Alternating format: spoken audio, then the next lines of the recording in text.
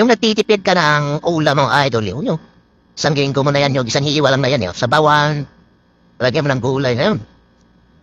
Oo, yun eh. E pizza yan, lalagyan mo ng mga ingredients yan. Yan lang pinakasawag mo, yung isang hiwa lang na yun. Okay, saka tatanggalin naman yun. Iiwain yung maliliit yun, tapos na. Ibang putahe naman tumalo. Ayun, may togi. Ibang klase din yung pagtitipid na ito. Isang hiwa lang mga idol, pero umabot ng ilang putahe yung niluto. Panalo Ayun, kinanggal na naman. Ibang putahe na naman to, ginisa na naman ulit Kung saan pa, bugbog sarado na karne na to. Nakailang luto na Ibang putahe na naman Panalo nga, Sarapan pa naman, tanggal na naman.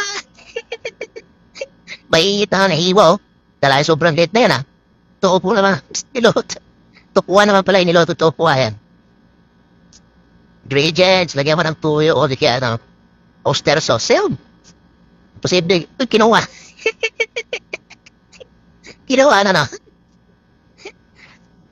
Okay, pinong-pino na yun Itlog. Parang in-steam lang itlog nilagay sa ibabaw. Kunting ingredients sa ibabaw, okay? Ang dami. Yung nagtitipid ka ng